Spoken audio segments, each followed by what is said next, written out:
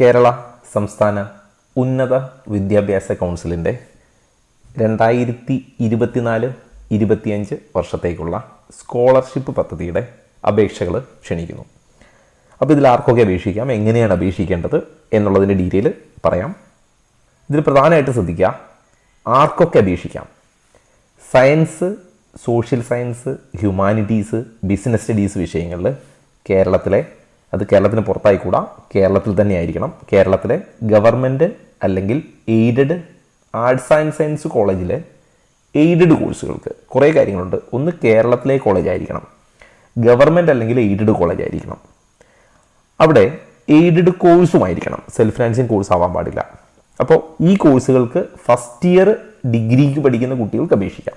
അപ്പോൾ ഞാൻ പറഞ്ഞ പോലെ കേരളത്തിലെ ഗവൺമെൻറ് കോളേജിലോ എയ്ഡഡ് കോളേജിലോ എയ്ഡഡ് കോഴ്സുകൾക്ക് 1-ാം വർഷം പഠിക്കുന്ന കുട്ടികൾക്കാണ് അപേക്ഷിക്കാൻ പറ്റുന്നത്. അപ്പോൾ ആർക്കാണ് അപേക്ഷിക്കാം എന്നുള്ളത് സ്പെസിഫൈ ചെയ്തു. ഇനി അതുകൂടാതെ ഇതുപോലുള്ള കോഴ്സുകൾ, സമാനമായ കോഴ്സുകൾ, അതായത് ഈ പറഞ്ഞ science, social science, humanities, business studies വിഷയങ്ങൾ IHRDയുടെ അപ്ലൈഡ് സയൻസ് കോളേജിൽ പഠിക്കുന്ന കുട്ടികൾക്കും അപേക്ഷിക്കാം. എയ്ഡഡ് കോളേജ് അല്ലെങ്കിൽ ഗവൺമെൻറ് കോളേജ് കൂടാതെ IHRDയുടെ അപ്ലൈഡ് സയൻസ് കോളേജുകളിൽ ഫസ്റ്റ് ഇയർ പഠിക്കുന്ന കുട്ടികൾക്കും അപേക്ഷിക്കാം. അപ്പോൾ ആർക്ക് അപേക്ഷിക്കാമെന്ന് ഒന്നുകൂടി ഓർമ്മിപ്പിച്ചു. ഇനി മൂന്നാമത്തേത്, നിർബന്ധമായിട്ടും ഇന്ത്യൻ പൗരനായിരിക്കണം. നാലാമത്തെ ശ്രദ്ധിക്കുക, പ്രൊഫഷണൽ കോഴ്സുകൾക്ക് പഠിക്കുന്ന കുട്ടികൾ അപേക്ഷിക്കേണ്ടത്, ഇപ്പോൾ നഴ്സിംഗ്, MBBS, BDS ഇവരാരും അപേക്ഷിക്കേണ്ടതില്ല. ഈ അപേക്ഷകർ ചെയ്യേണ്ടത്, അപേക്ഷകർ വിദ്യാഭ്യാസ കൗൺസിലിൻ്റെ വെബ്സൈറ്റിൽ നേരിട്ട് രജിസ്റ്റർ ചെയ്യുക. സൈറ്റ് ഞാനിവിടെ കൊടുത്തിട്ടുണ്ട്, scholarship.kshec.kerala.gov.in. അവിടെ കൊടുത്തിരിക്കുന്ന ഫോറത്തിൽ അവരാവശ്യപ്പെട്ടിരിക്കുന്ന എല്ലാ കാര്യങ്ങളും നിങ്ങൾ ഫില്ല് ചെയ്ത്, അവരാവശ്യപ്പെട്ടിരിക്കുന്ന ഡോക്യുമെൻറ്റുകളും അപ്ലോഡ് ചെയ്ത് ഇതിൻ്റെ പ്രിൻ്റ് ഔട്ട് എടുത്തിട്ട് നിങ്ങൾ പഠിക്കുന്ന സ്ഥാപനത്തിൻ്റെ പ്രിൻസിപ്പലിന് ഹാജരാക്കുക. അപ്പോൾ ഏതൊക്കെ ഡോക്യുമെൻ്റ് ഞാൻ ഇതിൻ്റെ പിന്നാലെ പറയാം. അതുപോലെ ശ്രദ്ധിക്കുക, തെറ്റായ വിവരങ്ങൾ രേഖപ്പെടുത്തിയിട്ടുള്ള അപേക്ഷകൾ യാതൊരു അറിയിപ്പും കൂടാതെ നിരസിക്കും. അതായത് നിങ്ങൾക്ക് കറക്ഷനുള്ള സാധ്യതയൊന്നും ഉണ്ടാവില്ല. അതുപോലെ കൗൺസിലിൻ്റെ വെബ്സൈറ്റിൽ പ്രസിദ്ധീകരിക്കുന്ന താൽക്കാലിക സെലക്ഷൻ ലിസ്റ്റ് പിന്നീട് അത് വരുമ്പോൾ പരിശോധിക്കുകയും വേണം. ഇനി സ്കോളർഷിപ്പ് നോക്കുക. 50% ജനറൽ കാറ്റഗറി അല്ലെങ്കിൽ പൊതുവിഭാഗം എന്ന് പറയും, 3% ഭിന്നശേഷി ഫിസിക്കൽ ഡിസബിലിറ്റി ഉള്ളവർക്കും, 27% OBC-കാർക്കും, 10% BPL കാറ്റഗറിക്കും, SC/STക്ക് 10%-വുമായിട്ട് സ്കോളർഷിപ്പ് നീക്കി വെച്ചിരിക്കുന്നത്. ഇനി സ്കോളർഷിപ്പിൻ്റെ വിതരണം നോക്കുക. സമർപ്പിക്കപ്പെട്ട അപേക്ഷകളിൽ തീർപ്പ് കൽപ്പിച്ച് സ്കോളർഷിപ്പിന് തിരഞ്ഞെടുക്കുന്നവരുടെ ഫൈനൽ ലിസ്റ്റ് കൗൺസിലിൻ്റെ വെബ്സൈറ്റിൽ പബ്ലിഷ് ചെയ്യും. അതോടൊപ്പം തന്നെ ബാങ്ക് വഴി കുട്ടി കൊടുത്തിരിക്കുന്ന അക്കൗണ്ട് വഴി സ്കോളർഷിപ്പ് തുക കൈമാറുകയും ചെയ്യും. ഇനി സ്കോളർഷിപ്പ് പുതുക്കുന്നത് എങ്ങനെയാണ്?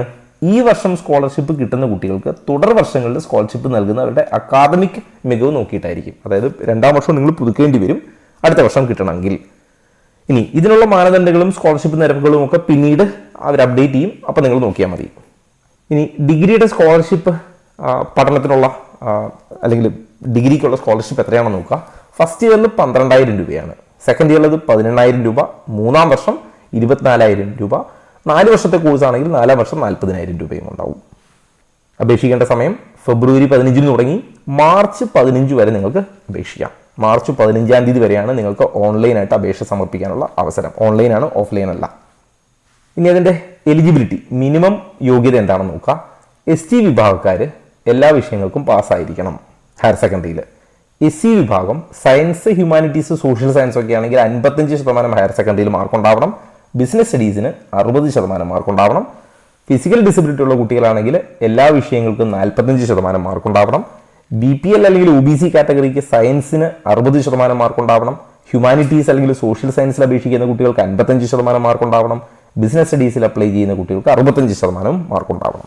എന്നാൽ ജനറൽ കാറ്റഗറിക്ക് സയൻസിനും ബിസിനസ് സ്റ്റഡീസിനും 75% മാർക്കാണ് ചോദിച്ചിരിക്കുന്നത്. ഹ്യൂമാനിറ്റീസ് അല്ലെങ്കിൽ സോഷ്യൽ സയൻസ് ആണെങ്കിൽ 60% മാർക്കാണ് അവർ വാങ്ങേണ്ടത് അല്ലെങ്കിൽ ഹയർ സെക്കൻഡറിയിൽ ഉണ്ടാവേണ്ടത്. ഇനി അതിൻ്റെ അഡീഷണൽ വിവരങ്ങൾ നോക്കുക. ഈ അധ്യയന വർഷം 2024-25 1000 സ്കോളർഷിപ്പുകളാണ് അനുവദിക്കുക.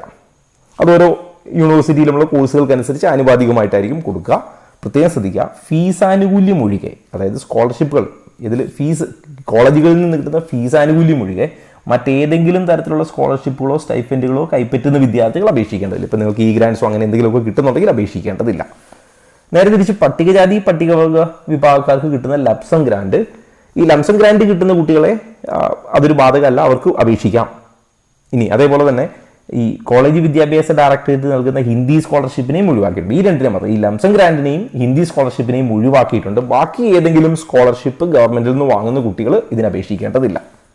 ഇനി പ്രധാനമായിട്ട് അപേക്ഷിക്കേണ്ട രീതി. അപ്പോൾ നിങ്ങൾക്ക് ഓൾമോസ്റ്റ് ആർക്കൊക്കെയാണ് അപേക്ഷിക്കാൻ പറ്റുക എന്ന് ഞാൻ ഓൾറെഡി പറഞ്ഞു. ഇനി അങ്ങനെയുള്ള കുട്ടികൾ ഇത് ശ്രദ്ധിക്കാം. അപേക്ഷിക്കേണ്ട രീതി, കുട്ടികൾ മാർച്ച് 15 വരെ സമയം ഉണ്ടാവും അപേക്ഷിക്കാൻ. അതിനായിട്ട് ഞാൻ നേരത്തെ പറഞ്ഞ സൈറ്റ് ഇതാ ഇവിടെ ഒരിക്കൽ കൂടി കാണിക്കുന്നു. ഈ സൈറ്റിൽ നിങ്ങൾ ഈ ലിങ്കിൽ ക്ലിക്ക് ചെയ്യുക.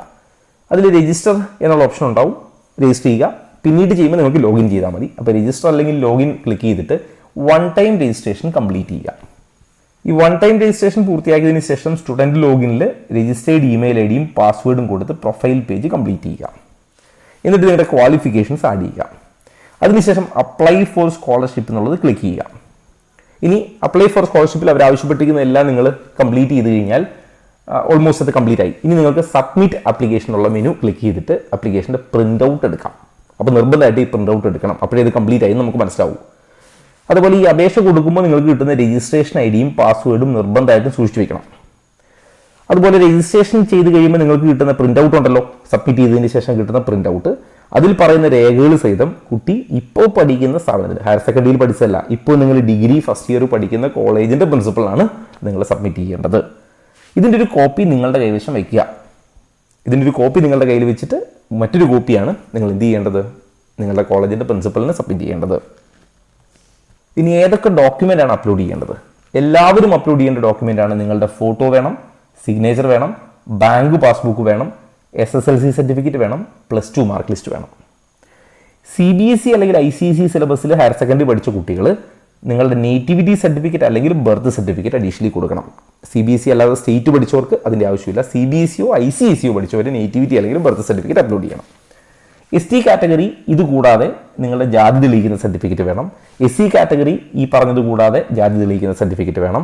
ഫിസിക്കലി ചലഞ്ചഡ് ആണെങ്കിൽ മെഡിക്കൽ ബോർഡിൽ നിന്ന് കിട്ടുന്ന മെഡിക്കൽ സർട്ടിഫിക്കറ്റ് വേണം. BPL ആണെങ്കിൽ BPL സർട്ടിഫിക്കറ്റ് വേണം. OBC ആണെങ്കിൽ ജാതി തെളിയിക്കുന്ന സർട്ടിഫിക്കറ്റും വരുമാന സർട്ടിഫിക്കറ്റും വേണം. ഇതൊക്കെ ഓരോ കാറ്റഗറിക്കുള്ളതാണ്. എന്നാൽ എല്ലാവരും എന്ത് ചെയ്യണം? ഈ ആദ്യം പറഞ്ഞിരിക്കുന്നത് എല്ലാവർക്കും ബാധകമാണ്. ഇപ്പോൾ SC ആണെങ്കിൽ ഇത് കൂടാതെ ജാതി സർട്ടിഫിക്കറ്റ്, OBC ആണെങ്കിൽ ഇത് കൂടാതെ ജാതി സർട്ടിഫിക്കറ്റും വരുമാന സർട്ടിഫിക്കറ്റും. ഈ ഫൈനൽ ഡേറ്റുകൾ ഒരിക്കൽ കൂടി ഓർമ്മിപ്പിക്കുന്നു. മാർച്ച് 15 വരെ സമയമുണ്ട് ഓൺലൈൻ അപ്ലൈ ചെയ്യാൻ. അങ്ങനെ കിട്ടുന്ന പ്രിൻ്റ് ഔട്ടും സപ്പോർട്ടിംഗ് ഡോക്യുമെൻറ്റുകളും ഒക്കെ പ്രിൻസിപ്പളിന് നിങ്ങൾ സബ്മിറ്റ് ചെയ്യേണ്ട ഡേറ്റ് മാർച്ച് 25 അപ്പോൾ ഓൾമോസ്റ്റ് സ്കോളർഷിപ്പിന് അപ്ലൈ ചെയ്യേണ്ട വിധവും ആർക്കൊക്കെ അപ്ലൈ ചെയ്യാം എന്നുള്ള കാര്യങ്ങളൊക്കെ പറഞ്ഞിട്ടുണ്ട്. ഇനി ഇതിൻ്റെ ബാക്കി എന്തെങ്കിലും അപ്ഡേറ്റ് വരുന്ന മുറയ്ക്ക് ഞാൻ കമ്മ്യൂണിറ്റിയിൽ പോസ്റ്റ് ചെയ്യാം. കമ്മ്യൂണിറ്റിയുടെ ലിങ്ക് കമൻറ്റ് ബോക്സിൽ പിൻ ചെയ്തിട്ടുണ്ട്. എൻട്രൻസ് സംബന്ധമായ വാർത്തകളും അപ്ഡേഷനുകളും ഏറ്റവും വേഗം ആധികാരികമായി അറിയാൻ സബ്സ്ക്രൈബ് ചെയ്യുക, ബെൽ ഐക്കൺ അമർത്തുക. ഈ വീഡിയോ മറ്റു സുഹൃത്തുക്കളിലേക്കും ഷെയർ ചെയ്ത് നൽകുക.